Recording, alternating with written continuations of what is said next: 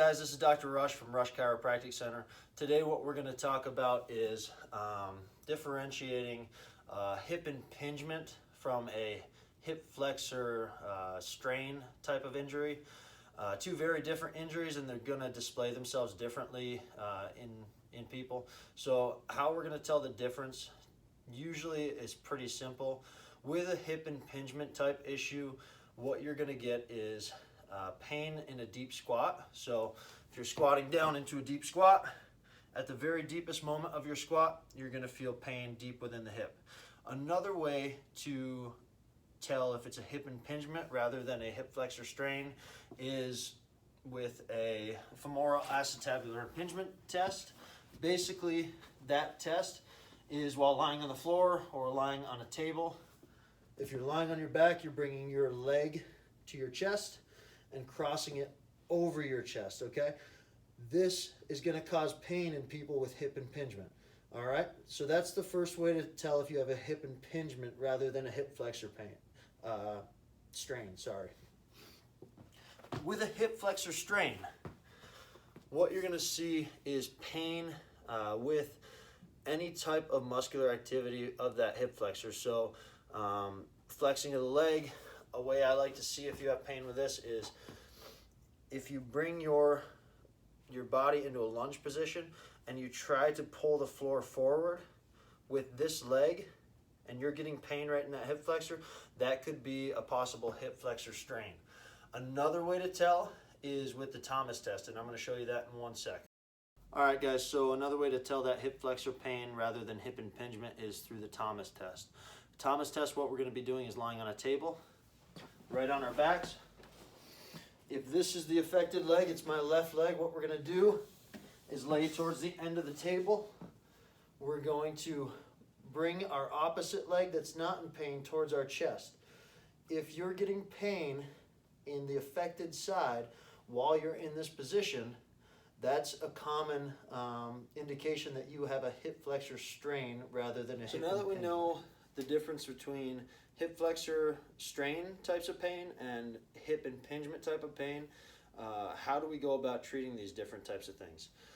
Well, with the hip impingement, what we're going to want to do is more of a banded mobilization of the joint, because what you're seeing in a hip impingement is locking up of that joint. So you have the acetabulum, which is a ball type of joint, and the femur of the head of the femur, so the head of your leg, which sits in that ball.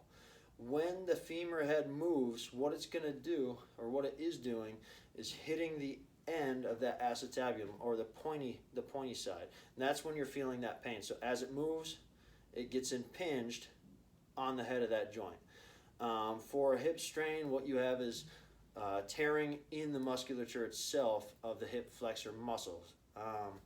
So a banded mobilization, that is a great tool to loosen up the fibers surrounding the joint if you have a hip impingement.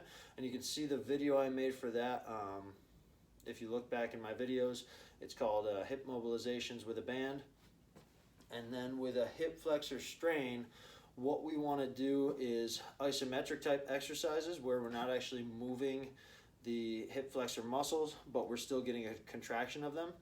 And what you don't want to do is you don't want to stretch those muscles. So overstretching a strained muscle can actually cause more tearing and more injury. So you don't want to do that. So if you have a hip flexor strain, don't go thinking that, hey, I'm just going to stretch the crap out of it. That'll make it feel better, because chances are it's probably going to make it worse. But what you can do is those isometric exercises, and I'll show you those in a second. And another thing you can do is some myofascial release with lacrosse ball, and I'll show you that in a second, okay? All right, guys, so I got my lacrosse ball right here. We're going to start with a myofascial release technique with this lacrosse ball right on the hip flexor. So if you go onto your pelvis with your hand, you can palpate for that hip flexor. What you're going to feel is a big pointy bone right here. That's your ASIS. If you go medial or closer to the midline of your body, you can feel that hip flexor muscle. So medial, a little bit inferior or downward, you can feel that muscle, all right? Might be some tenderness in that muscle. If it is, you could probably benefit from myofascial release type work. So what we're gonna do is with the lacrosse ball, put that lacrosse ball right over that muscle, and we're gonna lie on the floor. So we're gonna lie right on that ball. I like to keep this other leg out, and I like to press my weight up on the lacrosse ball and on my forearms. What we're gonna do now is just roll right across that lacrosse ball. If you find tender spots, you can roll on that a little bit longer, right on those spots, and just work into that muscle. If you want to relax a little bit more and have that muscle relax, you can take deep breaths in and then breathe your breaths all the way out. Once you breathe your breaths all the way out, you'll feel that muscle start to relax a little bit more. Same thing goes with stretching with that breathing technique. So just roll that out and you're good to go. The next thing we're going to go over is those isometric exercises that I was talking about. So hip flexor isometric exercises. A good one I like to do that's very, very simple. Anyone can do it and you don't need any equipment at all. Is just go into a lunge. So say this right side is my affected hip flexor strain. What we're going to do, go into a lunge. If you want to see it from the side, I'm not stretching it. I'm just in a neutral position. And what we're going to do with this affected leg is we're going to try to draw the floor, drag the floor this way. So we're going to drag. We're not moving because it's an isometric exercise. We're dragging that way, hold, and we're relaxing. Okay, we're going to take a breather, take a little rest. Deep breath in, brace your core, drag, and relax. Okay, those are your isometrics of the hip flexors. It's a really easy one that I like to do, and that should help a lot. All right, guys, now I want to quickly show you that hip impingement, hip mobilization exercise I was talking about. So for this, let's say, again, my hip impingement is on my right hip. What we're going to do is with a band attached to a wall. Right now I have it attached to the leg of my chiropractic table. Whatever you can attach it to. We're going to bring our leg into that band. And I'm bringing it pretty close and almost right up into my groin area.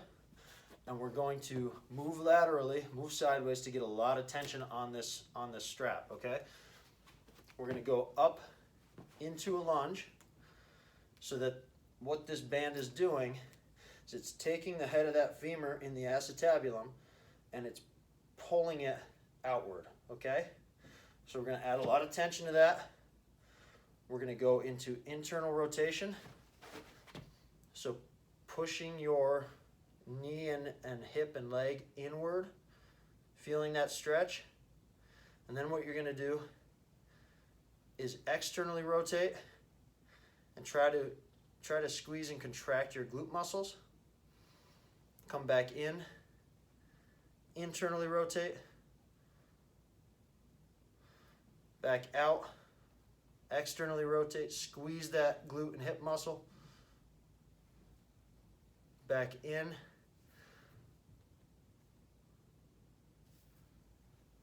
back out, squeeze, and that's your banded hip mobilization. So there you go, guys. There's some ways to tell if you have a hip impingement type issue or if you have a hip flexor strain type issue, and there's some good ways to go about rehabbing those injuries. If you like this video, hit that follow button, shoot me a comment if you have any questions, and we'll see you next time.